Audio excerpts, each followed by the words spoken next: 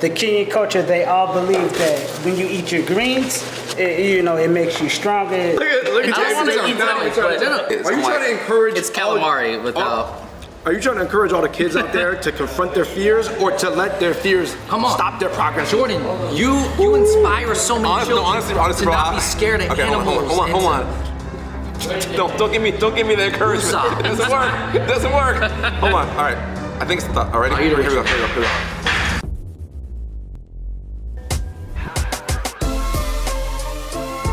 Kenya, Somalia, and Ethiopia. What comes to mind when you think of food from these countries? If you don't know, then get ready, because they're all delicious. We're having an East African feast joined by our friends Jordan Dakers and Jordan Veasley. Growing up in the Seattle area, we did have some friends from these backgrounds, but I don't think we've ever really delved into the cuisines.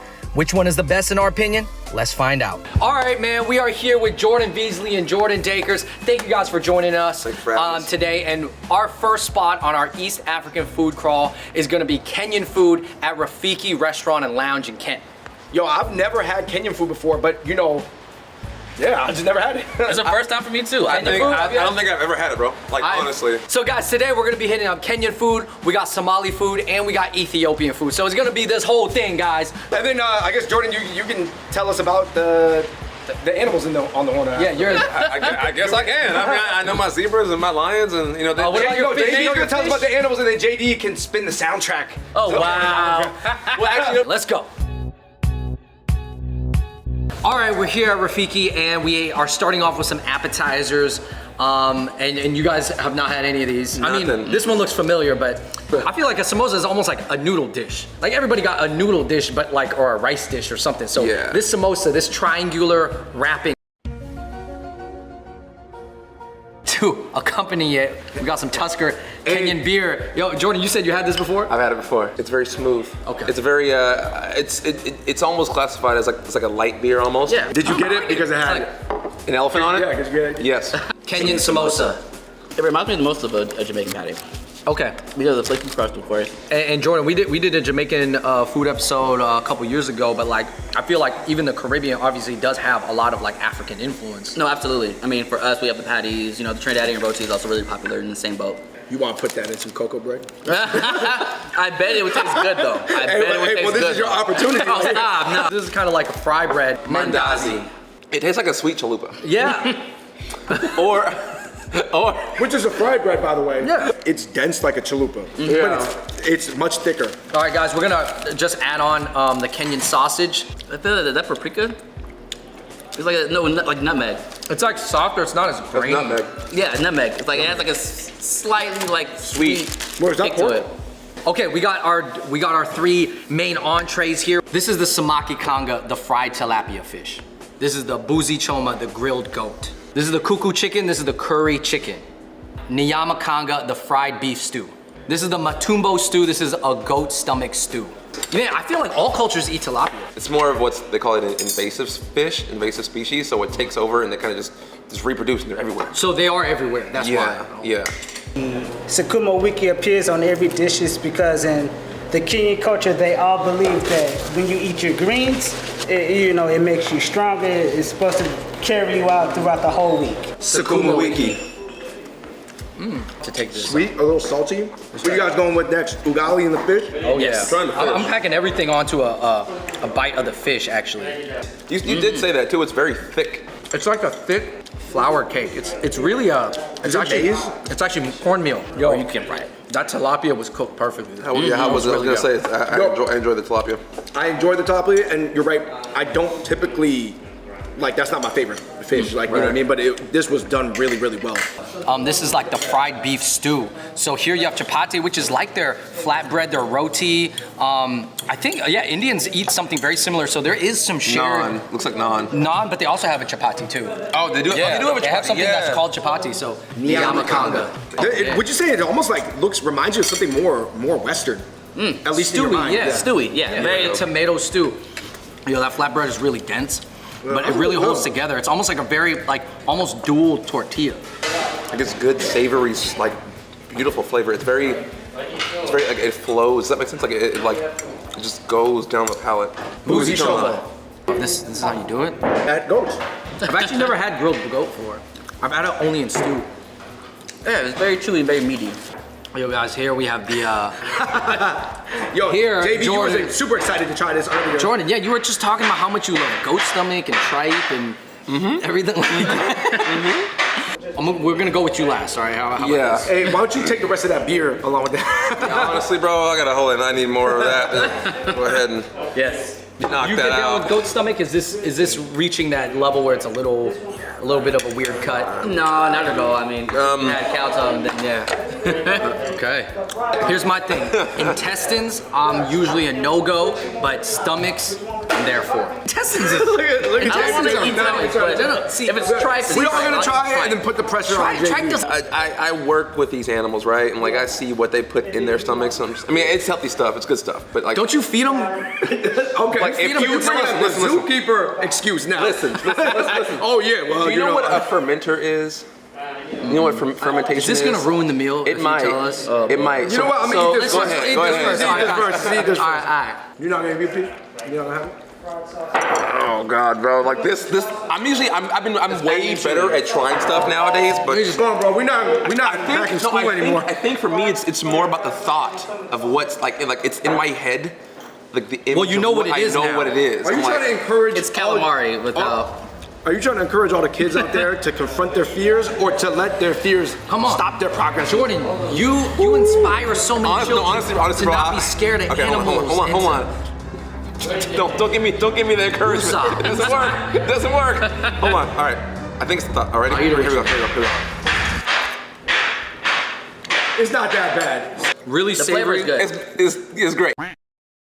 To me, it's almost like a fatty tendon or a fatty Yeah. meat piece, but without maybe some of the fatty coating. Bro, because you have that fat coats your mouth when it gets Yeah, liquefied. it gets like really chewy when it's fatty, but this one like goes down smooth. So far, the Kenyan food we've had, there is clearly some crossover with Indian food, right? And this is no different. We have kuku curry, which is a chicken curry. Do you guys want the chai with the cream or without the cream? If you give me cream, that lactose might kick in. You know what I mean? I heard Kuku curry. There's like a deep chicken flavor. It's almost like chicken cooked in chicken. That's been sitting in the pot marinated for like hours. It really depends on where you are at from Kenya, right? Because, and that's the way with a lot of countries, if they border other countries, the areas of that country next to the borders are gonna eat different food than the center of the country. Right. All right, so we just had 5 Kenyan entrees, and I thought they were all really good, really stewy. I mean, I'm a fish guy personally, so like, I mean, tilapia is always going to be like a go-to for me, but the fried goat was really, really, really good. So if I had a favorite, it's kind of a toss-up right now between these two. I can see the bone marrow melting right there in between the bone. Let me just show you. My favorite actually is that is the beef stew. Mandazi in the No, yam. you gotta dip more than that. More than Dip it, that. dip it, dip it, dip it. It's good. Yo, that right there? mandazi is Bro. crazy. That's what I'm going with that too. Anytime I see a different style of curry that I haven't had before, No, that is true. I'm just It is blown true. away. Try the coffee, try the coffee. You'll feel the deepness of the flavor. It's strong. Yeah. Chai has a very strong tingly. I think Kenyan food, I think if you guys get the chance, man, definitely try Kenyan food.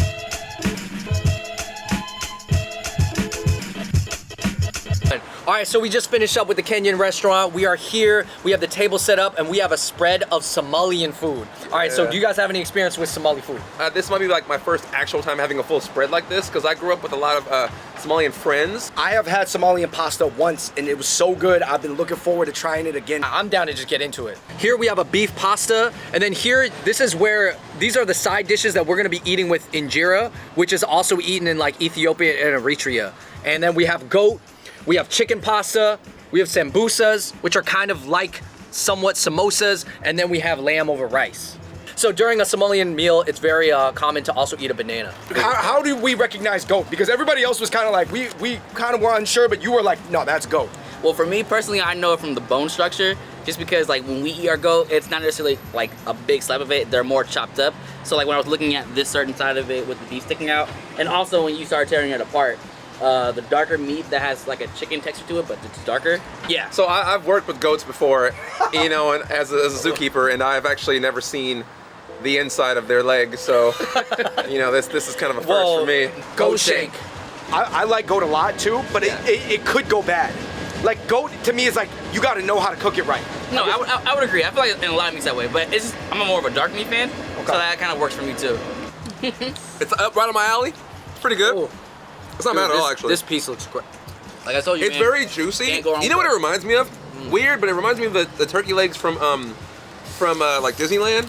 Yo, I gotta see JV with this sauce right here. Look at JV's face, man. Try a little bit. It's a little spicy. No. 10 out of 10 if you ask me. Go fan. Our next dish of the Somali food, we got the injera. Now, injera is, I think, most famously known to be part of Ethiopian cuisine. Yeah, Ethiopian and Eritrean. But Ethiopian and Eritrean cuisine. But in this region, you know, since they're all neighbors, like Somalian people do eat injera too. Do they call it injera? Do you know? Yeah, it's a term I think everybody uses. If you got this at the restaurant, they would be putting all these little dollops of food It would look like On this. a platter. Yeah. on the platter. on a As you big guys platter. have seen this before. But we could do a mini version. We're doing a mini version, so Okay, so why don't you guys scoop it? Everybody just scoop what they want. I've dipped the banana in hot sauce. I'm gonna just go ahead and just throw that on there. Yeah. This is Somali injera.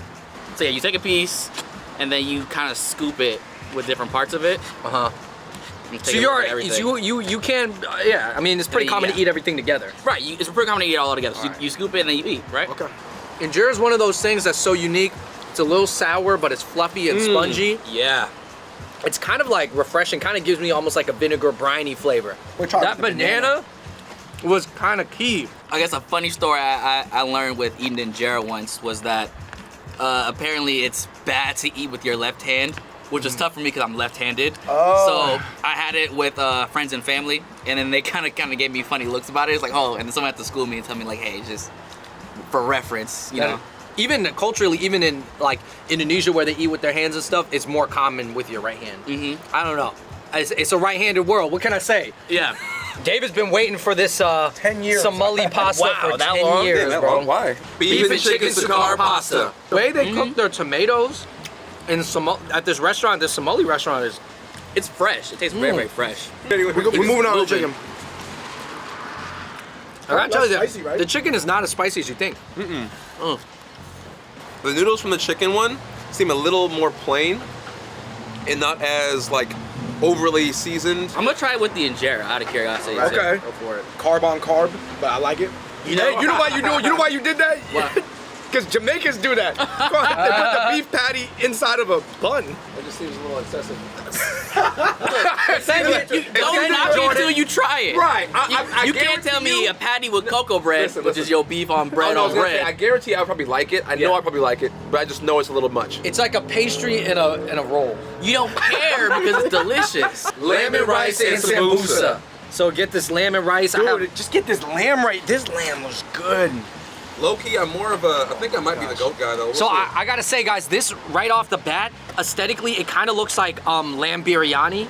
The Indian dish where it's kind of like tossed rice. The lamb is definitely, it's tasty. Given the amount of media representation that Somalian people get, there's not a lot of it. I didn't know the food was so good. Yeah, I think you fire. guys gotta try it. Sambusa.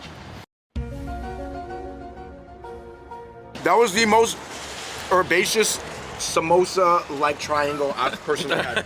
Hey, JD, just do what you want to do. Wrap it in the injera. I'm not. No, I'm not. No, I thought about it, but no, I'm not. I know it crossed your mind. a thought, right? He said, I don't think I don't think it'd be bad.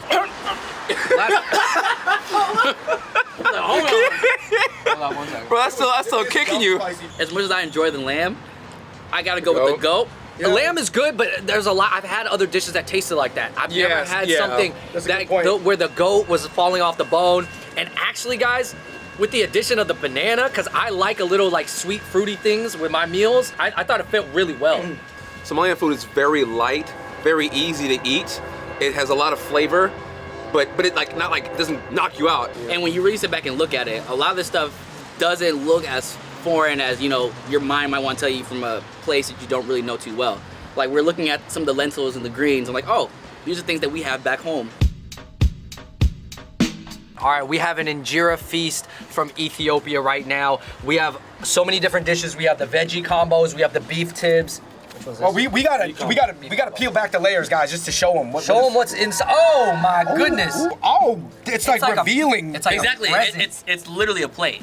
This is very, very foreign to me personally. I'm not very familiar with Ethiopian food. So We're here to walk walk With me you. through it. We're walking with you know. So we're gonna make our own small Yeah, so- injera plate. We're just gonna Alright. be making your own dishes. Take what you like, a little bit of everything. Why I run lots of beef. Trypophobia? Are you OCD and you have trypophobia? Quit playing. Bro, I'm a weird dude, bro. I'll let JD lead this. JD. because I guess I don't want to put your business out there, but you used to date an Ethiopian girl, right? She was a retrain. She was a retrain. Oh, she's a retrain. I'm sorry. Retrain. I mean, it looks kind of similar, but way more different selection. It looks heavier.